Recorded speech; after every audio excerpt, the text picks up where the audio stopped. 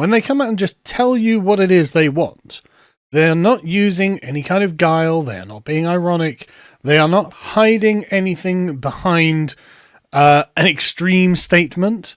They genuinely mean what they are saying, and you can take them at their word. This, for example, was at the Socialism 2025 conference recently, and here is one college professor just explaining the plan, right? And we will listen to her explain the plan. And we'll also pay particular attention to the rationale for the plan. Why are they doing this? Well, she'll tell us. Of all liberation struggles and the movements that seek a world of justice, equality, and peace, that seek to dismantle the United States. I hope you seek to dismantle the United States. And if that isn't your politics, okay?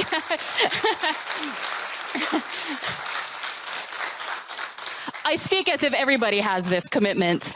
And the thing is that you should listen to Indigenous people when they're telling you that this is the goal.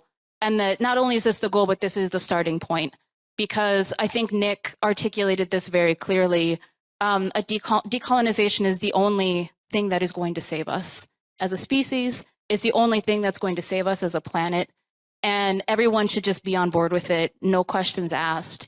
And I say this sometimes on the podcast, our Red Nation podcast, on the co-host of Red Power Hour, of the most oppressed ass people in Turtle Island, Indigenous women are on the top of that fucking list, okay?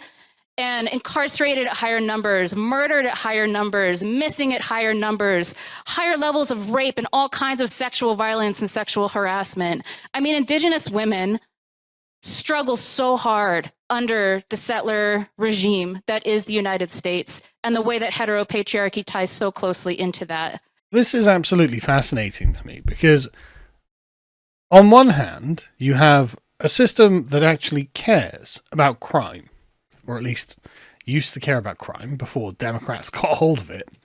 And on the other hand, you have a series of crimes that are being committed by her local community.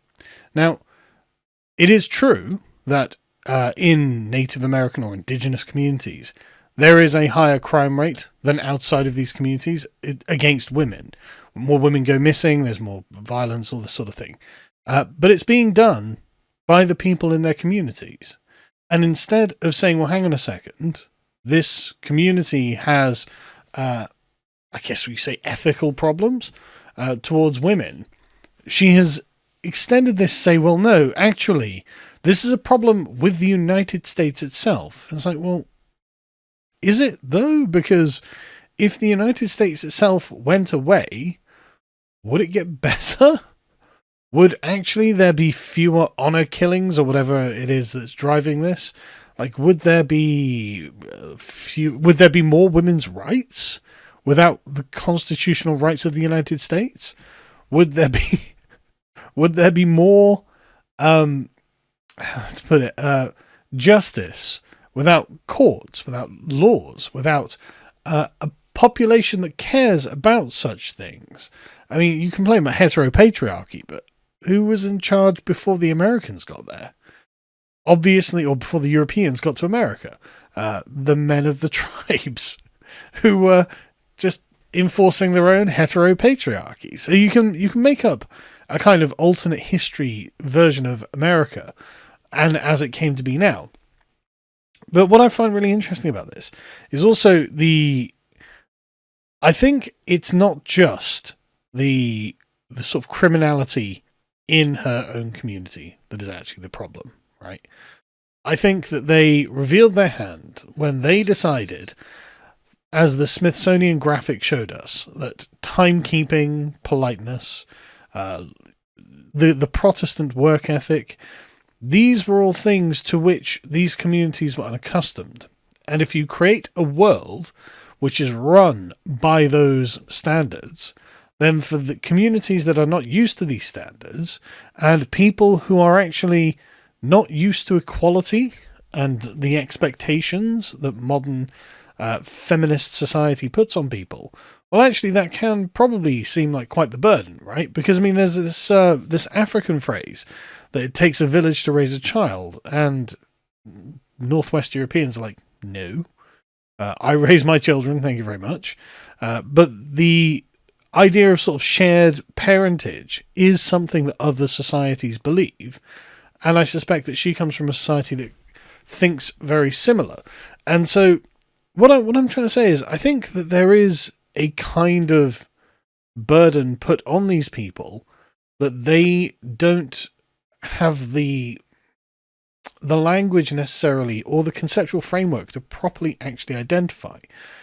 And so when they find life hard, they say, oh, right, okay, well, this must be because of the Western settler colonial patriarchy. And in a way, there's something to it. As in, yeah, you've got to be at work for 9 o'clock on Monday morning, because if you don't get to sit in a nice air-conditioned auditorium with a microphone and all of your needs met many times over. You don't get to be the professor at a university. What you get to be is the sort of, at her age, probably sort of like a matriarch in a teepee, right? In a tent, in some tribal village somewhere, where you're looking after someone in their 50s who's dying of a curable disease, preventable disease, right? If you want to have a certain standard of civilization, you have to do certain things. It's not a surprise that actually it is America that has a certain standard of civilization, that Europe has a certain standard of civilization, and other places don't. This quality of civilization is produced by the institutions and the behaviors of the people who make it, who constitute it. And you can say, well, look, that's a lot of work. That's very hard. And I find it difficult. And it's put a great sort of psychic burden on me. It's like, yeah, I believe that I believe you when you tell me. But if you want the good things, you have to also do the work to earn those good things. And if you're not prepared to do the work to earn those good things, then they don't come about. And that's why practically everywhere that has been decolonized has gone backwards. Life is not actually getting substantively better in, say, South Africa or Zimbabwe or Jamaica or wherever. You can sit there and give examples, and it's only when these kind of rules are more aggressively enforced that life actually gets better. I mean, like Malay in Argentina is a great example. We can try to have sort of third world socialism, or we can be rampantly capitalist. And under which regime is life actually getting better? Now, I agree that I wouldn't call myself a capitalist, but to use a broad phrase to describe the two sorts of diverging viewpoints, life is going to be more difficult, right? You'll have to put in more work, but you will get a better quality of civilization out of it. And Brazil is just a great test case of this, frankly. Over and over and over, there are just so many examples. If you want to have a certain quality and standard of civilization, you have to work for it. And you can say, well, look, I'm tired, I'm exhausted, I'm feeling oppressed, I'm the most oppressed. And it's like, yes, I believe it, but that doesn't mean that everyone else should have their countries destroyed. But that's the goal. That's what they want. They're quite clear about telling us this as well. I mean, the good thing about all of this is that they are just not shy about telling you that they literally feel oppressed by this, and they have a nostalgia for a more primitive time where actually they didn't have to file taxes. I mean, God, who doesn't? Don't we all feel that kind of nostalgia? But there's a sacrifice that's going to have to be made that comes along with this. It isn't inevitable that you have the protection of an institution sit there and crawl for the end of the civilization that has made you what you are and given you everything that you have. Like, these things are not just simply descended from heaven. These things are worked for. And the reason I bring this up, I mean, we'll carry on with her in a second, but the reason I bring this up is because I think it's just interesting to notice how people have different expectations depending on the kind of people that they are. And if an Indigenous woman is telling you that decolonization is the solution, and also that there is real hope and that Palestine offers us, we said this in the speech, Palestine is the alternative path for Native nations. And this is because we understand Palestine and the liberation of Palestine is the tip of the spear, right? It is a righteous struggle. And it is so powerful that it has literally, in 60 days, changed the entire world. The entire world has changed. I knew it. I knew it the moment that it happened, that nothing, and I mean nothing, for colonizers or for any of the good, humble people of the earth would be the same ever again. And we need to lean into that. Lean into the fact that colonizers are scared. Lean in to scaring them. Okay, so that I think is, again, another fascinating reveal. The humble people of the earth. The humble people of the earth. I'm not sure I'd describe most of the places that she's talking about as particularly humble. And I especially wouldn't say describe her as particularly humble. But again, she is right in a way that the kind of sense of ennui and exhaustion that she feels, that every day she's got this very tightly packed in set of rules that is making her do things, making her live a certain kind of life, that is indeed the product of European, especially English, colonization of America. But that's because it solves a whole suite of other problems that would come rushing back the very moment that these things are taken away. And these other problems, actually, were you to be directly exposed to them, you'd probably like, I've kind of miss it when I just felt exhausted. Instead, now I've got some rival tribe burning down my village and kidnapping me and doing God only knows what with me. Who knows how bad things could potentially get.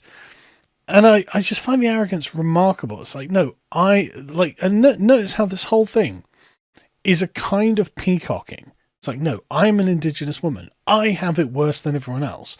Let me tell you about my lived experience. It's like, okay, well, how do you know?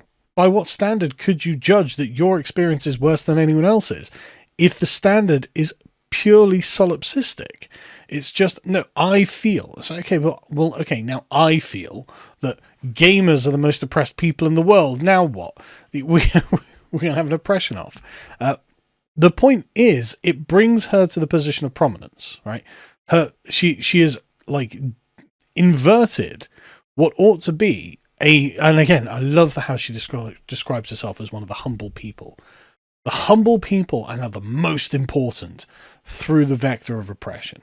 Isn't that fascinating? Like this whole thing is like, no, actually, this is why I should be in charge of dismantling the United States of America, says one professor, because she's an Indigenous woman. Listen to me, I am Indigenous. Okay, but anyone can make such a claim. She actually has no real kind of privileged insight into what good and bad are. She only has privileged insight into what she thinks good and bad for her are. And even then, I strongly contest it, because I actually think that things would be very different, and she might not actually enjoy it. But anyway, the reason I say this is because you get this on the other side, and this is all from the same ideology. And this is a kind of consequence of what she's saying that I just think is fascinating. So if it is true that the United States is an oppressive, white supremacist, European colonial heteropatriarchy, capitalist heteropatriarchy, is the most oppressive, the most demeaning, the thing that grinds down native women, native peoples to the lowest of the low, why are they rushing into the United States? Why is it that in their millions upon millions they come to the United States? And it's because these rules produce opulence. The rules that you have actually allow anyone who wants to work within the rules of the system to get a good standard of life. And so actually, when it comes to it, now you get like Democrat representatives going, well, hang on a second. If we deport all of these people, how would you feel if these people were being sent back to your country? It's like, okay, stop there. That is exactly how people feel, is that they feel that, like, a lot of the time these are the sort of like malcontents and the criminal elements of other societies, particularly in Europe. Like the foreigners coming to Europe are not the good people of those societies. They are not the oppressed, the tired, huddled masses yearning to breathe free. And so actually we are on the end of the receiving end of having the bad people sent to us. But she's like, well, how would you like it if these people were sent to you? That's not. As far as I'm concerned, you randomly kidnapping folk and you throwing them out of the country against their civil rights, against their constitutional rights. And frankly, how would they feel if some other country decided that they were going to just start throwing people randomly in our country? Like that is absolutely insane. So yes, all I got to say is y'all need to get these fools out of here. But Deborah, as far as I'm concerned. Anyway, see what I mean? Like, I mean, there's so much there, right? She would undoubtedly play second fiddle to the academic that is talking here, and she would say, yes, you're right about everything.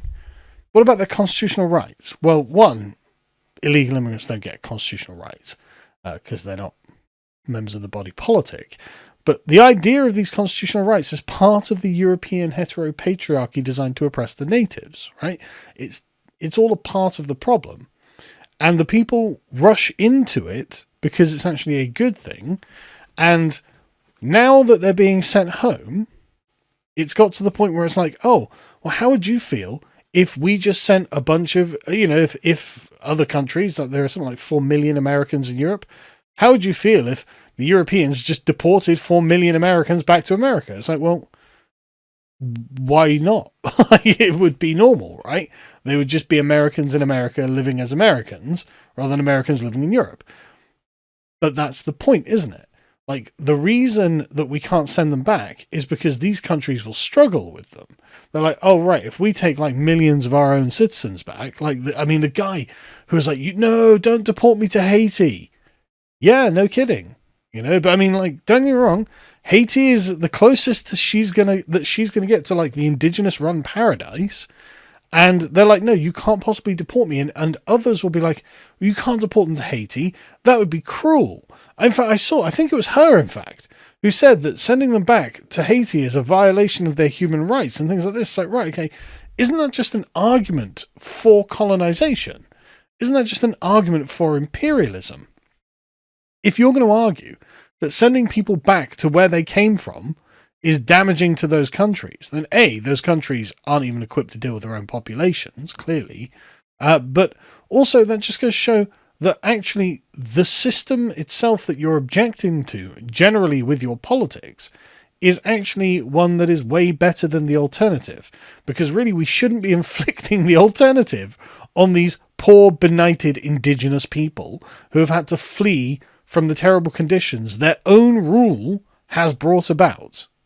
Right? So it's this amazing sort of catch-22 that they've found themselves in, where it's like, yes, the United States is evil, but you're not allowed to send them back out of the evil because actually where they've come from is a shithole and is bad and dangerous for them. And who made it that way? Well, somehow we're going to have to find a way to blame the United States. Because if we blame the people who are living there for the problems that have been created there, then really we have to kind of admit that almost everything about sort of like nativist left-wing activism is a total crock of nonsense. And, well, if they do that, what have they got left to argue for?